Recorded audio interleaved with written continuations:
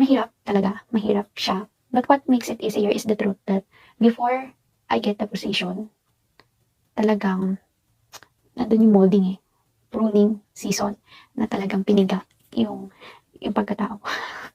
Piniga. As in, ang dami mo nang nangyaring silent battles before I get where I am now.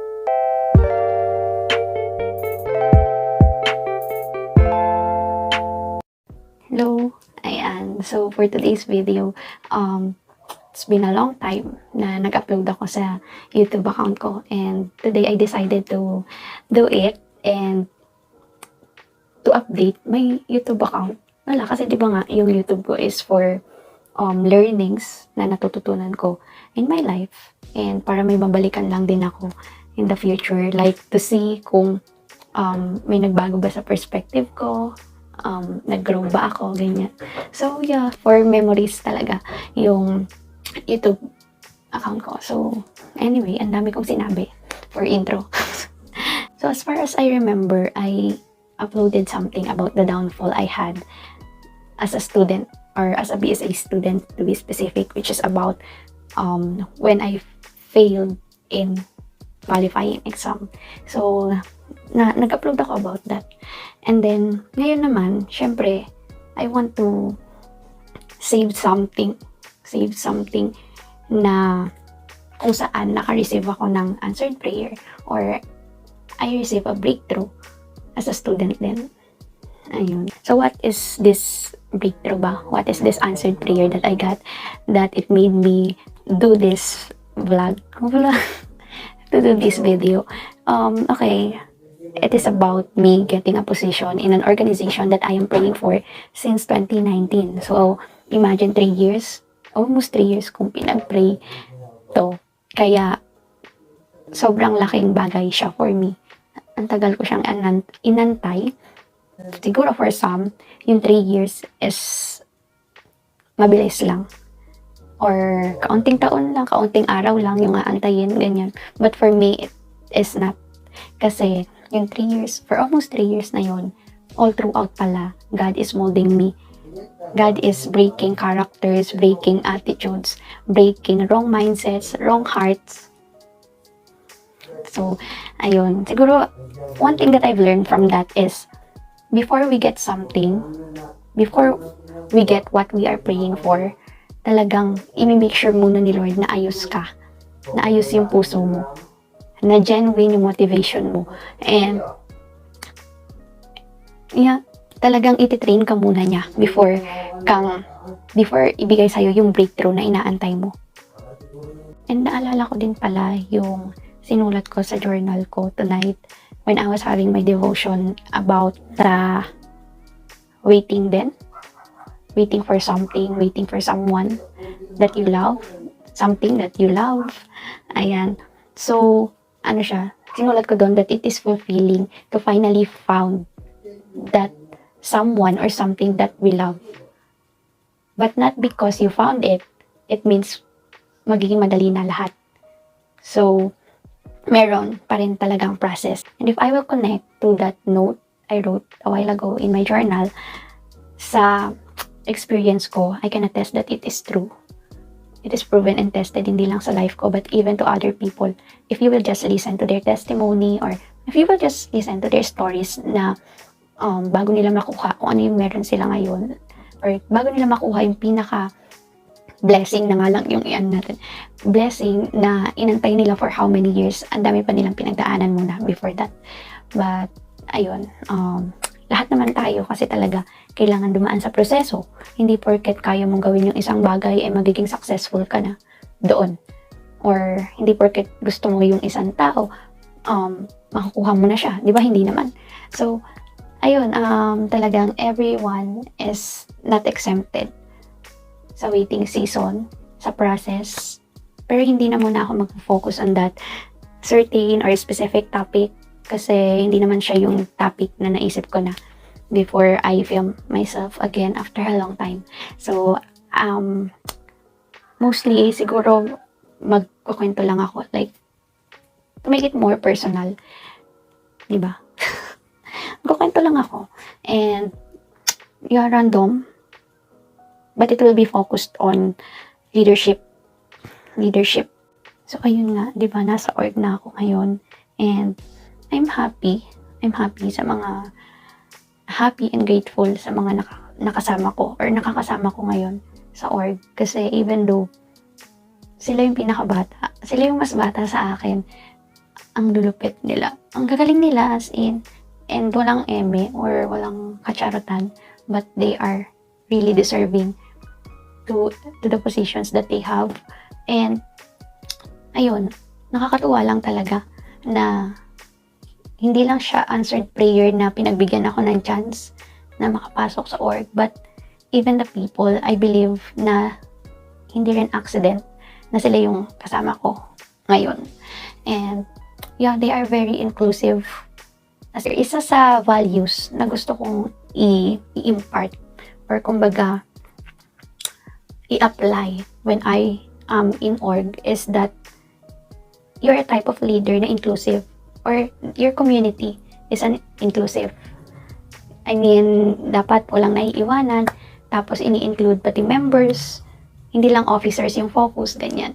But everyone is welcome, everyone is accepted, everyone is pinapakinggan, ganyan. So, ganun sila. And, wala, nakakatuwa lang talaga. But then, as of now, I am still adjusting kasi nga masanay ako na when it comes to leading, masanay ako sa church. And we know naman na sobrang iba.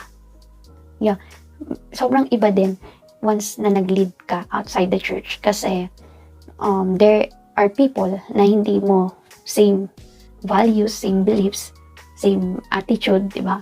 Hindi, as in, parang mas, for me, mas nakakatakot kapag outside the church. But then, I'm open for a challenge naman. Kaya nga nag-apply ako for the position. And, yeah, naninibago pa rin ako. And, ayun nga, knowing na masaya naman ako to where I am now. Masaya ako that I received that answered prayer. And, like, super saya. Super saya ko talaga. And gusto ko rin kasing ginagawa ko. Gusto ko yung position na napunta sa akin. And wala, I feel like I am doing it talaga out of love for service. And hindi ako napipilitan. Ganun. So, yeah, I'm happy. But at the same time, medyo nahihirapan pa ako mag-adjust kasi masanay ako na mag-lead sa church. And hindi ako sanay sa campus. So, I don't know kung paano. Though nag-start na kami na gawin yung mga tasks na assigned sa amin, ganyan. Pero, ayun.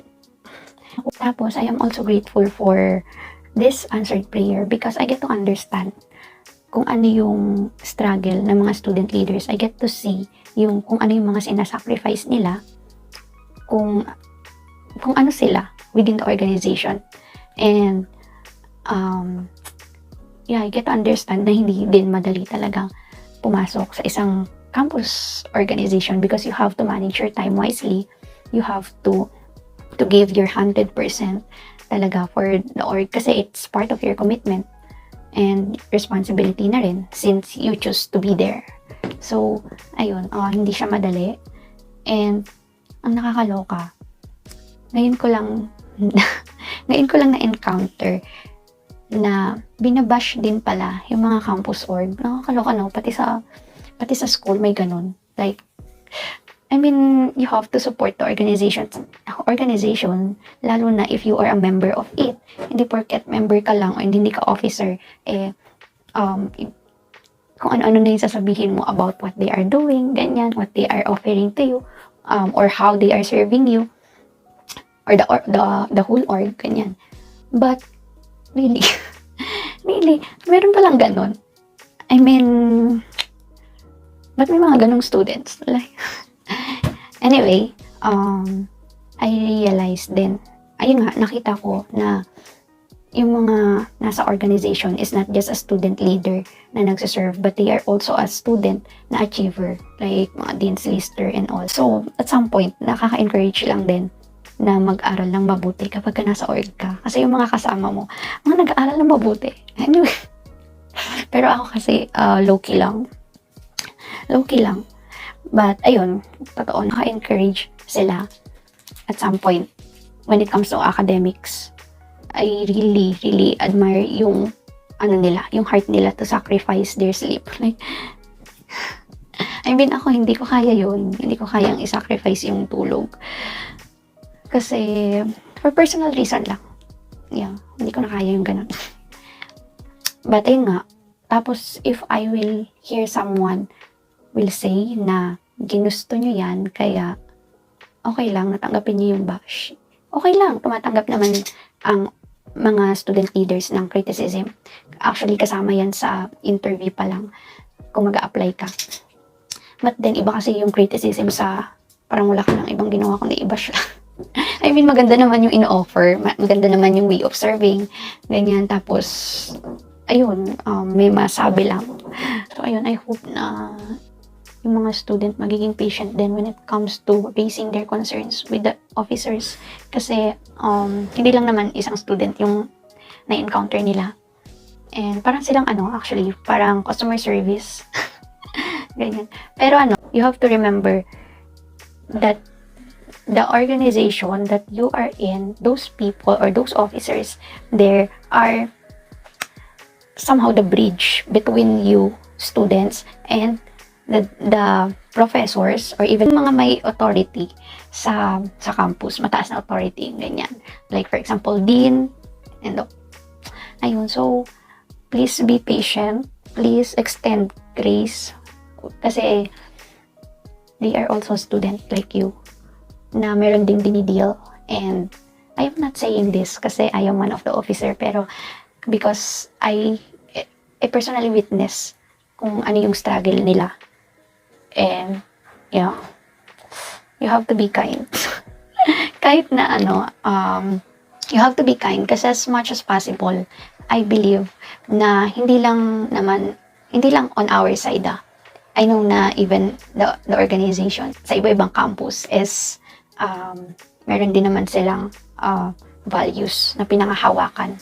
And one of it is really to serve ng maayos, nang hindi naapakan din yung kapwa nila students. Ganun. So, ano ba yung gusto kong iparating? Bakit ko pa share yung glimpse ng encounter or experience ko so far sa org? It is because I want to highlight lang din yung truth na hindi porket nakuha ko na yung pinag-pray ko na matagal, it means na magiging madali na sa akin gampanan yung pinag-pray ko. But mahirap talaga, mahirap siya. But what makes it easier is the truth that before I get the position, talagang nandun yung molding pruning season na talagang piniga yung pagkatao. Piniga. As in, ang dami munang nangyaring silent battles before I get where I am now. What makes it easier also is the fact that I am surrounded by people na I can say na healthy rin naman for my being. Oh, healthy for my being. I mean, hindi naman toxic, ganun. Kasi diba, at some point, makakamit tayo ng mga taong ganun. And even ako, baka toxic din ako. I am grateful na even though mahirap yung responsibilities as an officer, medyo dumadali siya kasi yung ambience lang din. Marunong din mag-handle yung mga kasama ko. And ayun, if mapapanood man nila to, ninyo to, huwag nyo na panoorin. Hanggang dito na lang. Joke. Anyway, as much as I want to make this longer pa and magkwento-kwento, gusto magkwento-kwento, hindi ko na kaya. Kasi medyo sabog na ako. And siguro go with a reminder na lang din. A reminder about leadership, or if someone is really into joining organizations, first and foremost, I want to remind you na being there is not about being popular. It's not about you getting something from it. Always remember that you are there to serve. You are there to to do the task that is given to you ng may excellence. And yeah, hindi siya para sumikat ka. Hindi siya para makilala ka sa campus nyo or sa lugar nyo. It's not about that. But I hope na you will take leadership seriously. Kasi leadership is not about those things. It's not about you benefiting from it. Like for example, sa church, hindi ka naman tinawag na leader. Hindi ka nag-act as a leader para maka-receive ka ng something from the disciples that you are discipling. No. But you are leading because you're leading them to Jesus, and you are helping them to grow in faith, ganyan. And sa campus naman, you are there to use your influence. I believe every single person has an influence. Maliit man yan or malaki, influence pa rin yan. Kahit na isang tao lang yung matouch ng buhay mo or ma-encounter niya yung heart mo in serving, it is already a great job na ginagamit mo yung influence mo talaga ng maayos. So, it doesn't matter if gaano kalaki yung influence na meron ka, but what matters is that you are doing what you are doing genuinely, na merong right motivation, merong pure motive na you're doing it for love in serving. And ayun nga, leadership is a service kasi. Leadership is a service. Or leadership is about serving people. And I remember yung isa sa sentence na nabasa ko during the time na meron kaming book study ng isang ate from church. Sabi dun sa book na binasa namin is, if the desire to lead doesn't spring from a heart to serve, then we've completely missed the point of true leadership. You see, leadership is not a joke. Leadership is not about clout chasing. It is not about power. It is not about having the authority over your classmates or over your friends. It's not about that. But leadership is about serving people at all costs. Serving na galing sa heart and hindi napipilitan or hindi siya out of responsibility lang. I know na some of you palagi yung naririnig sa akin. But yeah, it is my mantra in life to do things out of love. Kasi kapag out of responsibility, mapapagod ka. And baka hindi ka na bumangon ulit pag napagod ka. But when you do something out of love, for sure, meron pa rin magdadrive sa'yo or mag-lead sa'yo to get back up again. Kasi you're doing it out of love. As in, walang kapalit yung love eh. Yeah. So, kahit na mahirap mag-lead, kahit na mahirap mag-serve, if it comes from a heart, for sure, baliwala yung hirap. I mean, hindi naman baliwala. Mararamdaman mo pa rin naman siya kasi tao ka lang. Pero, nandun yung joy every time you do task. Nandun yung joy every time na nakaka-accomplish ka ng to-do list na connected sa organizations mo. Ganyan. Last thing I want to give as a reminder about leadership is that I hope you know your why. Talagang nadikdik sa'yo kung ano yung purpose mo. Why you're doing it. Why do you want to lead? Why do you want to join in an organization in your campus? Or sabihin na natin sa high school, SSG, ganyan. Why do you want to be there? Is it for yourself or is it really for other people? Hindi naman masama na you'll join dahil gusto mo mag-improve. Well, that's okay. Pero disclaimer lang, hindi porket nag-join ka just because you want to improve yourself, mali na yun. It's just that I want to highlight lang. First and foremost, I hope na you will join. I hope that you are leading out of love talaga. Out of love in serving. Yeah. I hope na you are rooted by your why. You know your purpose, why you are there. why you are doing it, kahit na mahirap. Kasi your why will going to be something na tutulong sa iyo para bumalik. Kasi bumalik kapag ka nawawala na yung passion mo in serving, or kapag ka napapagod ka, nadidrain ka. Once na naalala mo ulit yung why mo, why, or yung purpose mo, I believe, nababalik ka rin. I mean, you will do a great job pa rin. Talaga.